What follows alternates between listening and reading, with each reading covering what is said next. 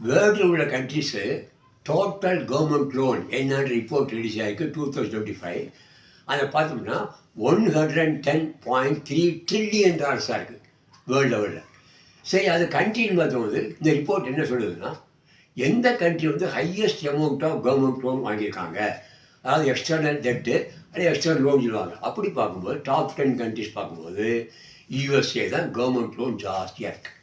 அந்த கண்ட்ரியை பொறுத்த வரைக்கும் $35.3 trillion லோன் வாங்கியிருக்காங்க.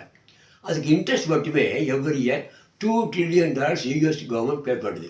இது number 1 country, highest amount of government loan. ரெண்டாவது சைனா, $18.8 trillion.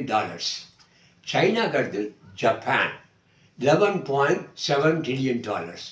ஜப்பானுக்கு அடுத்து ஃப்ரான்ஸு, அதே போல் யூகே, ஜப்பானுக்கு அடுத்து யூகேன்னு பார்க்கும்போது $9 trillion. யூகேக்கு அடுத்து தான் ஃப்ரான்ஸு $4 trillion.